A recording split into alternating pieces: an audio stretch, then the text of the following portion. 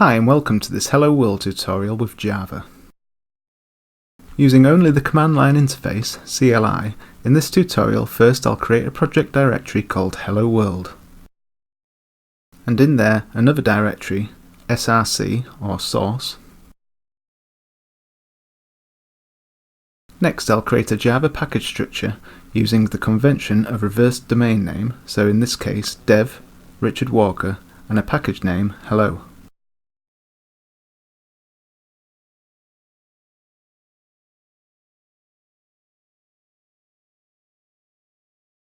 Moving into the root of this hello package, I'll start by creating a new Java source code file using CamelCase and the .java file extension.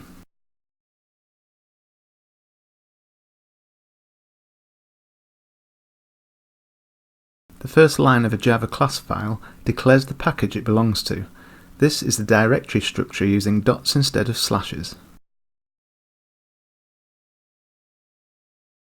The main body of the Java class is defined as public, and the name of the class, which must match the file name, in this case Hello World. The body of the class will be contained between these outer curly braces.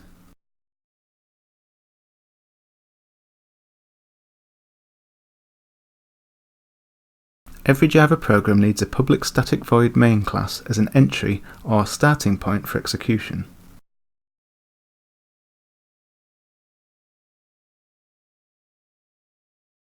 As a basic example, this Hello World class can simply have only this main method, and inside the main method, a basic statement to print out a text string to the console.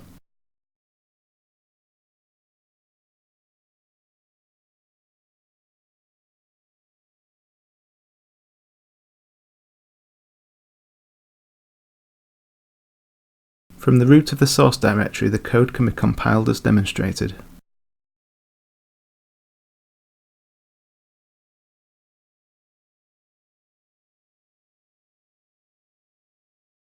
And executed with just the name of the class, Hello World.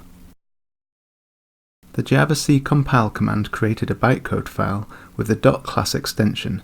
This is what is executed, but the .class file extension is excluded when running the program. I must have seen this Hello World example 1,000 times, but as far as Java is concerned, I think it's a terrible introduction to Java. I'll now demonstrate how to do this exercise, but in a way that makes more sense, better reflecting how Java classes are really created and used. In the same Hello World class file, I'll add a private variable of type string. This means only constructors and methods can access the variable within this Hello World class itself. Next comes a constructor, which means when an object is instantiated or created from this class, it gets a default value. A constructor is public and matches the name of the class. In this case Hello World with parentheses, then curly braces. A method setMessage is called to set the variable called message to a desired default string value. I'll create the setMessage method in a moment.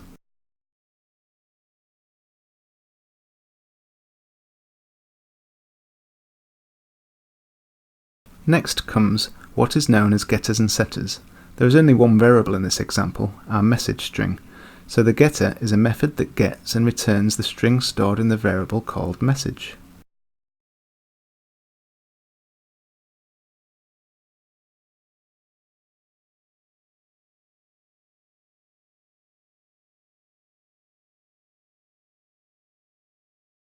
And then the setter, which is a method that takes one argument and lets you pass a new string to change or set the message variable.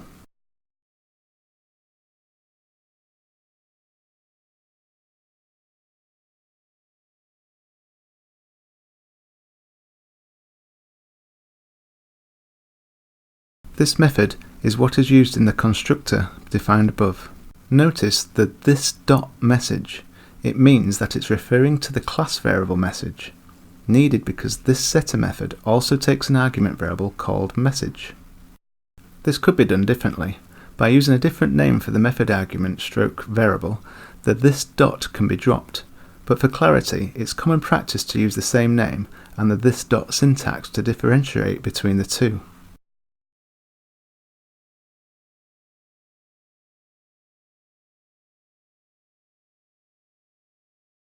So here we have something that looks and behaves like a typical class in Java. This main method, the place the program begins its execution, can now create an object from this class, itself I guess. Example is the name of the Hello World object created from this Hello World class. When the object is instantiated, the message is set by the constructor, which can be obtained by calling the getMessage method on our example object.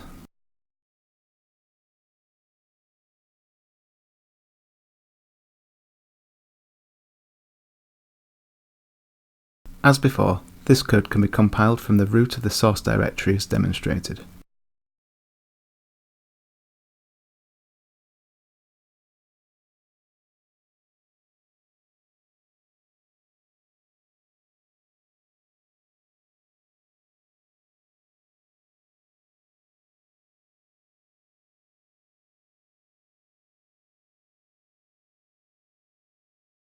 We know the message variable is set by the default constructor, but it can be changed to something new using the setMessage method.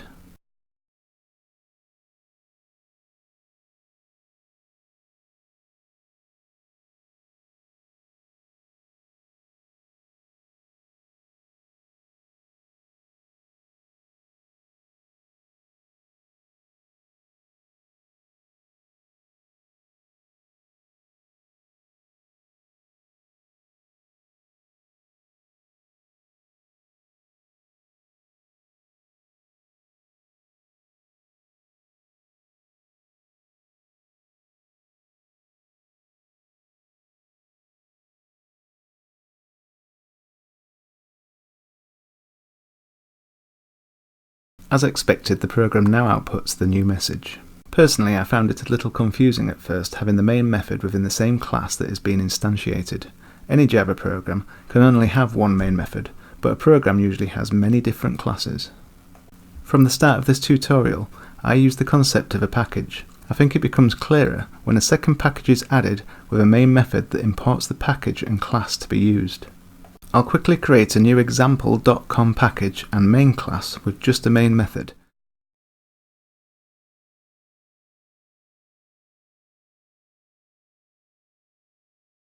This time importing the dev.richardwalkerhello package class.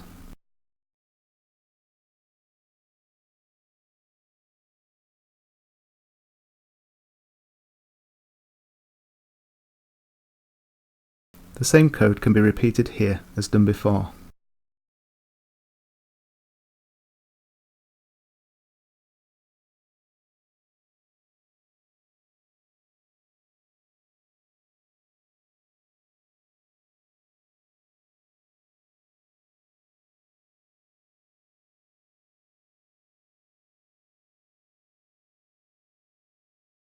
And the main method can be removed from the Hello World class.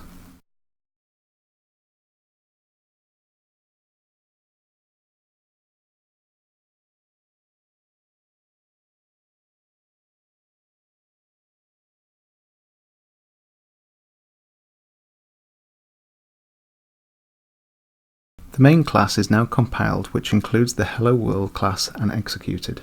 Hopefully this has been a better Hello World example to get off the ground with Java, and that you can see how creating essentially a message class can be imported and reused for various use cases.